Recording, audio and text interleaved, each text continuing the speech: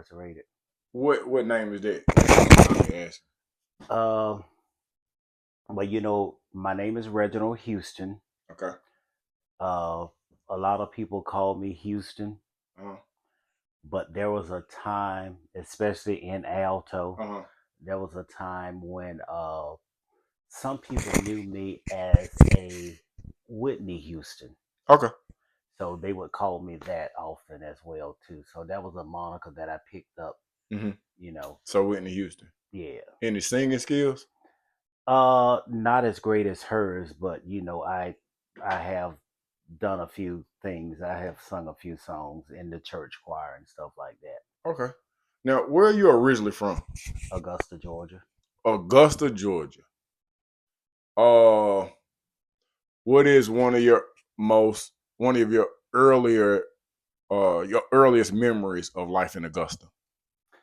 My earliest memories. Oh God, there are.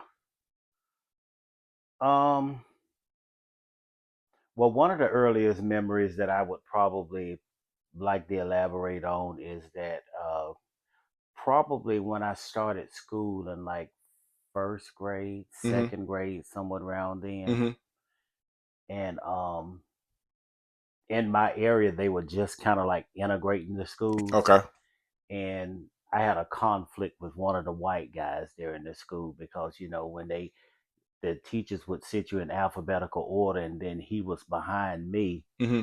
and I used to often have problems with him thumping me upside the head, Okay. and he ended up doing that, and I kept telling him, don't do that again, don't do that again, Mm-hmm. and he kept doing it, and I took my pencil and stuck him dead in the eye. Oh, that's not good. And from then, it's like my mom said I was destined for trouble, and it just followed me from the first grade all the way throughout high school. Oh man. Um. So, do you come from a big family? Extended family, yes. Now my immediate family, it was just my mom and my brother who's older, my sister who's the middle child, and me being the youngest. Okay. So in grade school, do you ever remember wanting to be something? Like some people wanted to be a fireman or astronaut. Did you ever want to be something when you was in grade school? It's always that desire to want to be something. Now, when we were in school and they would ask us what we want to be, Mm-hmm. a lot of times we would always say, a doctor and a lawyer and stuff like that. Mm-hmm. But during the time, especially in my family, it wasn't molded into us. Okay, you got to be this or you're gonna be this, Mm-hmm. and if we were successful, then that That was was enough. enough. Right. And so you didn't have something that you just like, this is what I'm aiming for. Mm-mm. Okay. Um at home, how would you describe home? Is it are you guys on land? Is it an apartment? What's the living arrangement? Uh, we started out because my grandparents had a lot of property. Uh-huh. We did start out in a house. Mm-hmm. Once my mom married, Mm-hmm. we in turn went into an apartment, Okay. and up until second grade, all the way up until 11th grade, we were in an apartment. What elementary school did you go to? I went to this elementary school in Augusta called start. The very first one was John Millage. John Millage. John Millage. Who is John Millage? You I don't have know. no idea. I Okay. couldn't tell you. And then the next middle school I went to was it was called Langford Middle School, Okay. and at that time it was K through 12, Okay. and that was probably up until I got in high school. That was probably the only time that I'd ever gone to school with my brother, because my brother was like 4 years older than me. Okay. So up until that time, I had never gone to school with my brother. But yeah, when during that time, I was able to go to school with my brother for O- 1 year. Okay. So after the kid that sat behind you got Hmm. introduced to the number two pencil, Hmm. uh, do you remember any other maybe outbursts or any run in with just discipline? Ooh. Yeah, discipline followed me every year from day one? from day one. Why do you think that is? Uh, and I wouldn't say that I was a rebellious kid, but Mm-hmm. I kind of like gotta say now that it was because even then I wasn't, I try to stand my ground. Okay. And even then I tried to, let it be known that I wasn't going to be taken advantage of. And Right. it was just something that was embedded in me. Okay. So let me ask you this, just in so I went to school with a variation of races. I went to Cross Keys. Hmm. So this we I'm cool with Ethiopians, Hmm. Asians, and then there was this one kid who we didn't quite have the respected name for it, but we knew that he moved different. We moved it like the way that he moved his chest pieces. Everything about him was just a tad bit on the uh, uh, subjective side. Now he Hmm. wasn't no pushover. Hmm. He wasn't no pushover. If you Hmm. wanted that action, he would give Hmm. you that action. Hmm. Uh, Do you remember ever being attracted to women at all? Uh, well, growing up, we,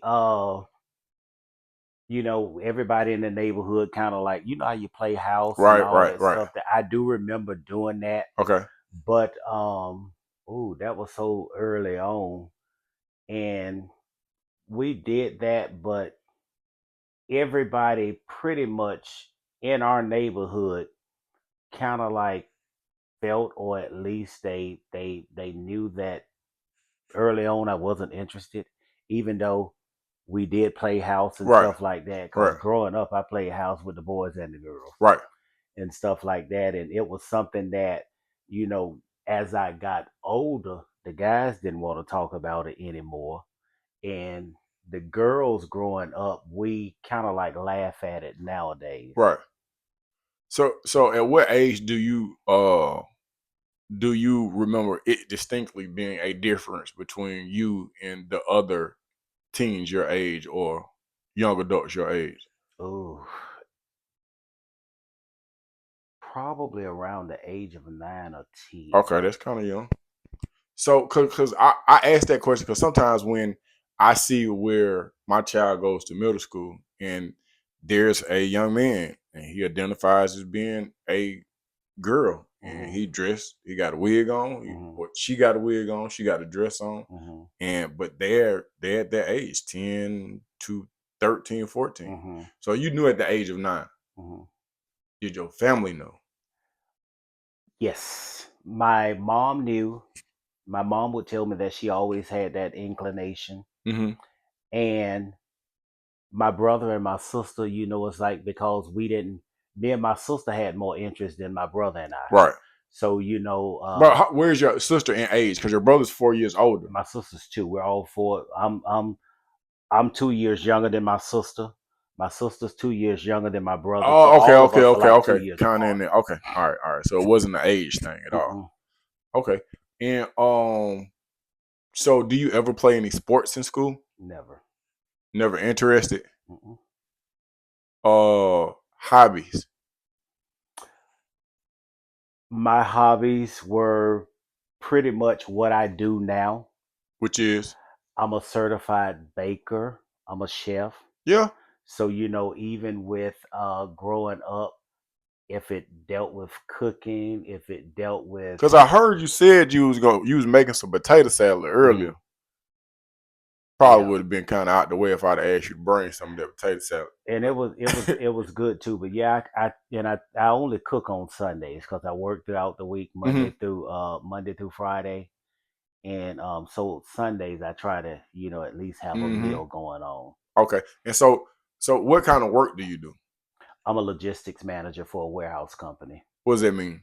Uh, Logistics means warehouse. It Hmm. it talks about warehousing, Okay.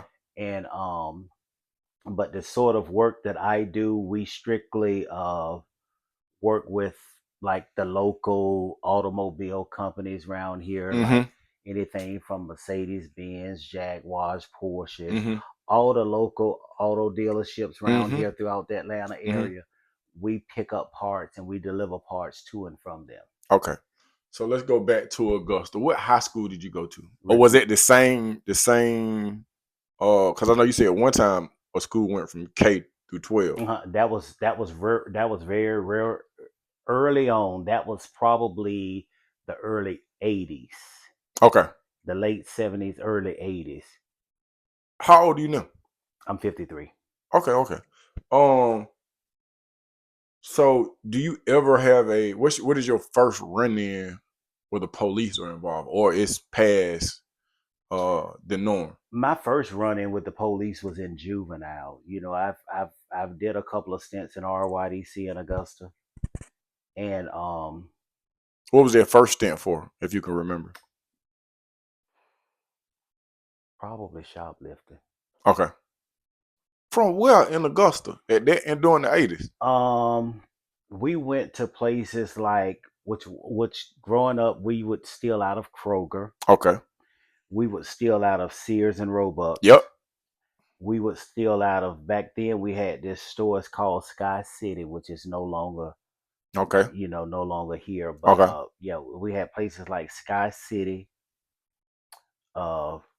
It was any kind of place that I went into, You was stealing. and I wasn't accompanied by an adult. And I wasn't accompanied by an adult, Mm-hmm. It was going I down. felt the need to take some of those people's property. Now, is this something you picked up from somebody or is this something you just Mm-mm. It discovered was on your own? it was just growing up. It was me and other family members. We did things like that, Mm-hmm. and because I was always the one, everybody in my family and everybody in the neighborhood knew that if you said I did something, You they automatically knew that I was a part of it. just like that. And so if people were with me and everybody got caught, You was the one. they still pointed it at me. So you had kind of like a rebellious spirit to one degree or another. Um, you could probably say it was rebellious, but I Mm-hmm. wasn't rebelling against anything. I don't have anything. It wasn't at that time. I didn't have anything to rebel against, Right. because growing up, everything that I needed was given to me. Okay. But it was just that, and I guess you could say that I had a slick or a sneaky side, Uh-huh. and that's probably what caused me to go out there and get it. Because sometimes I found out that when you give your children everything that they want, and then that very first time you're not able to give them something that they want, Mm-hmm. then they go out there and they try to find a way to get it on their own. Gotcha. But you guys weren't poor. No. You out here stealing for the sport or Hmm. just Hmm. okay. And okay, so how long the first time you go to juvenile, how long do you stay there? I stayed a couple of weeks. Okay. I stayed a couple of weeks, and then after a couple of weeks or whatever, probably that next month I was back. Was there any fear while you was in juvenile? Mm-mm. Well, I would say no, because when I was in juvenile, the place where I was, we were in individual cells. We weren't, out like in an open dorm or any Mm-hmm. of that stuff there. Mm-hmm. Now, I didn't never have to stay long enough to where they actually put me out in what they call general population or Mm-hmm. any of that. I ain't have to stay long enough to see that. Okay. How many times do you think you've been a juvenile? Probably about 3. Okay. What was the most serious charge at that time? All of it probably had to All do with stealing. all of it probably had to do with shoplifting. Okay. Okay. So when you go into the facility as a juvenile, uh, are you identified as being uh a homosexual, or is it just it's too young? Are we too young to understand what's going on at this time? Well, I knew what I was, Yeah, but as far as anybody on the outside of my immediate family, it they didn't wasn't know. it wasn't discussed. But my household knew what I was. My aunts and uncles and my grandparents, they knew what it was. But back then, It wasn't. as far as me, when I did go to juvenile Yeah. or whatever, if they asked me what I was, because I wasn't, I didn't fit into any class at the time, because I wasn't fully grown into who I was gonna become. Right, right, right, So, but I knew that even at the youth development centers, I knew what my attraction was. right. But even then, or whatever, it's like it wasn't until years later that I began to act on, Okay. those attractions. And but at all times, there's no pushover scenario going on. Mm-mm, If you gonna get what you asking for if mm-mm, you come this way. mm-hmm. I believe Pretty it. much. I believe. So let me ask you this: when was the first time you actually took that thought or those feelings and they turned physical? When was the first time you ever interacted with a male?